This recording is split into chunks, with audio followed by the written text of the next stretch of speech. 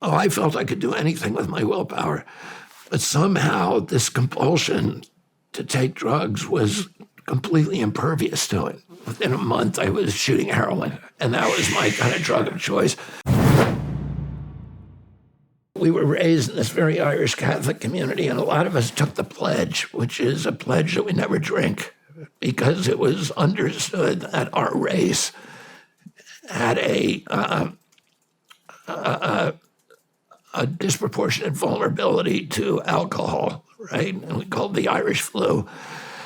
So Irish kids, when I was in catechism class, you would take a pledge, and you'd wear a pledge pin on your collar. And it would mean you'd take the pledge, you're never going to have a drink in your life. And I took it seriously. When I was 15 years old, I never even drank coffee. And I went to that summer, the summer after my dad died, I went to my house was in chaos, because my 11 siblings who are all warring Irish kids who were out of hand a lot of the time, and my mom trying to maintain control of them. And I went to a party for an elder brother of a friend of mine who had just been drafted to go to Vietnam. And he, and it was a goodbye party for him. It ended up in a melee, and that guy ended up punching a cop, and he went to jail, and he didn't end up going to Vietnam. But I was hitchhiking home from that party, and an older boy picked me up, and who I knew, but not that well, and he offered me some LSD. And I had never taken any kind of drug before. I wouldn't have taken it, but the comic books would come to our town every week. There was only one little shop in the town. There was a post office, and there was a news store that also sold candy, but it also sold the comic books. Comic books came every Tuesday, and my favorite comic was a comic called Turok, Son of Stone, and it was about these two Indians. And about a week or two before, there was an episode where they had taken peyote or mescaline or some kind of hallucinogen, and they had been transported back in time, and they had seen dinosaurs. And I had a real deep intense interest in paleontology. And I said to this guy, I said, if I take this, will I see dinosaurs? And he said, you might. And I took this drug, and it was really powerful. I now know it was like extraordinarily powerful LSD.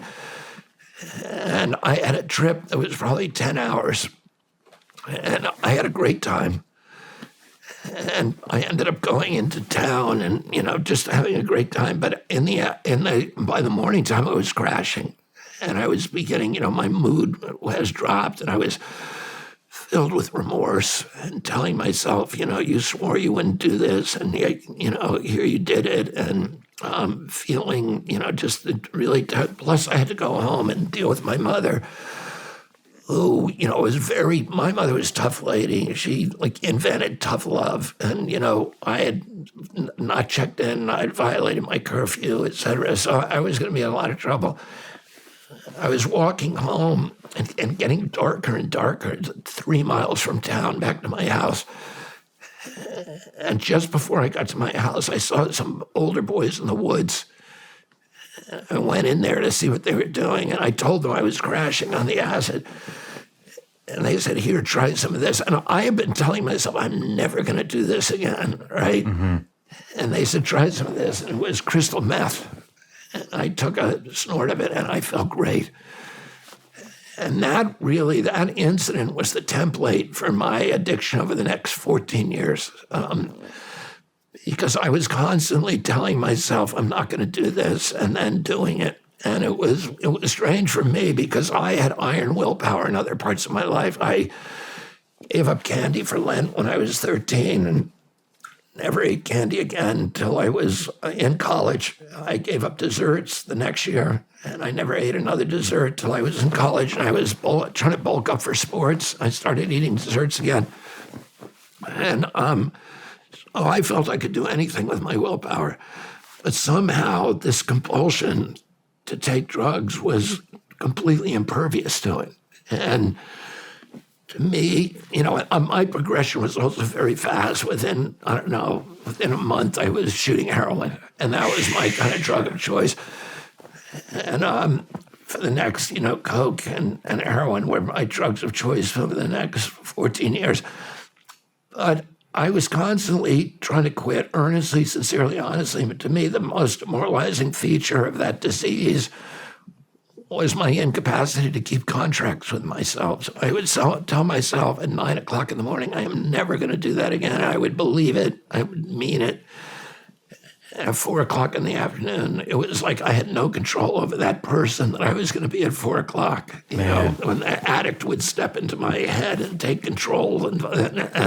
So within a month of trying LSD, the thing is, I've been around animals my whole life. I've given injections to animals, et cetera. So, and it seemed, so it wasn't as radical as a thing for, as it might be for some people to inject a drug. But anyway, that's where I was. Very, very fast progression. And then, so I came in, until in September of 1983, I got arrested. And when I got arrested, I was, first of all, I'll tell you something about heroin for me. I did very, very poorly in school until I started doing narcotics. And then I went to the top of my class because my mind was so restless and turbulent. And I could not sit still. I couldn't, the teacher would be at the front of the room talking, and it would be just like noises coming out of her mouth. I would probably today be diagnosed as ADHD. I was bouncing off the walls. I couldn't sit still. I just wanted to get in the woods. That's all I thought about all day at school. When can I go into the woods and start turning over rocks and catching animals and, fishing and doing all the, that's the only place that I felt comfortable. And in school, I was non-compass mentis. I had no idea what was happening, and I was at the bottom of my class. I started doing heroin. I went to the top of my class. Suddenly, I could sit still, and I could read, and I could concentrate. I could listen to what people were saying, and things made sense to me. So, I was probably at some level medicating myself, but it worked for me, and if it still worked, I'd still be doing it. But it didn't work. It starts, it works really great in the beginning, but then it begins exacting a cause, and and then the cause gets worse and worse, and it kills you. It killed my brother, and it destroys your relationships. It hollows out your whole life. Right? You have a one-dimensional life. I was what I would describe as a bundle of appetites that just was a full-time job to feed them. And, drugs and sex and alcohol and extreme behavior. But it's all about me eventually, that instead of using the resources of your life and the assets that God gave you to help other people. It's self-will run riot. It's really the triumph, the ultimate addiction is the ultimate triumph of self-will. And so, what was going on with the family? Did the family know how addicted you were? Nobody knew how bad I was. I was kind of functional. I was doing... I went to law school. I did really well in school. I went to law school. I was writing books. So people had an idea that something was wrong, but no clue about how, badly off I was. And then I got arrested in '83, and so then I went, then I was able to get sober, and I knew. What did you get arrested for? For heroin possession. How did they catch you? I was on an airplane, and I went I actually was going to a rehab out in Minnesota, and the plane stopped in South Dakota. I was going to South Dakota to detox. I was going to go. There was a cabin. A buddy of mine owned a cabin up in the mountains, and he owned a dirt bike. And I had gone out there to detox a couple of times. I would just ride that dirt bike up into the hills. There was no roads, and I would stay in that. It had a well, and I would stay in that cabin, that log cabin, and detox. It takes about 5 days to detox from heroin. I was going to go detox there. I didn't want people to see me detoxing. I had pride about that. And so I was going to go to Minnesota and go to rehab in Minnesota. When on my way to the airport, I picked up a bag of dope, and and somebody saw me going to the bathroom with it, and then there was police waiting when I landed, and they got my luggage. So I was arrested, which is the best thing that could have happened to me, because I could have never gone into a 12-step meeting, because, for me, being who I was, in a political family, a high-profile family, to talk about, intimate parts of my life and about drug addiction and breaking the law and all these things, I just couldn't have done it. It would have been, so destructive, seemingly. Oh, it was just not even a place that I would consider going. But now I got busted. Everybody knew. So now I could start going to, 12-step meetings. But I went, I knew that I wanted to have a spiritual awakening, because first of all, I did not want to be, I knew the person I was an addict. And that I didn't want to be back out on the street white-knuckling it and just fighting it all the time. I wanted to be a normal person who just woke up in the morning and lived their day without wanting drugs all the time and being tormented by that desire all the time and by the compulsion. I wanted to escape it, and I wanted to do it the easy way. And I knew that throughout history there had been figures who I admired. I had read the lives of the saints from when I was little. And I knew that for many of the saints, like St. Augustine, led a complete debauched life. He was a sex addict and a drug addict till he was 30 years old. And he had this spiritual awakening, and he just walked away from it. He was not tormented by any of it anymore. And then St. Francis of Assisi had, been a heavy drinker, et cetera, until he had the same kind of, spiritual awakening.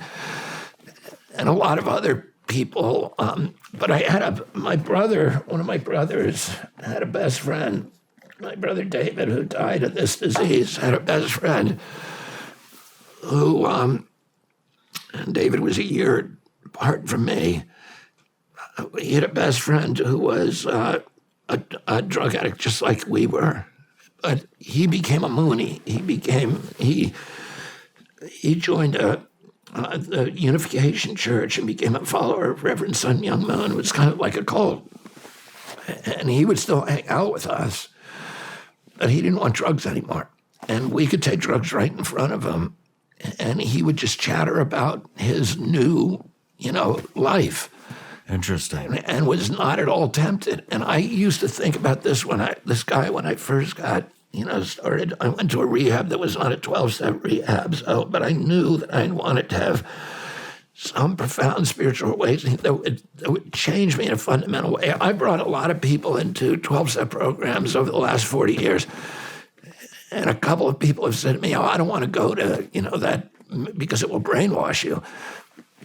At that time, if somebody said I could get brainwashed, I would say, bring it on. My brain needed washing. I didn't want to live like I was living, right? Yeah. So I was like, I wanted to be changed in some fundamental way. No matter where you're watching Shawn Ryan Show from, if you get anything out of this, please like, comment, subscribe, and most importantly, share this everywhere you possibly can. And if you're feeling extra generous, please leave us a review on Apple and Spotify podcasts.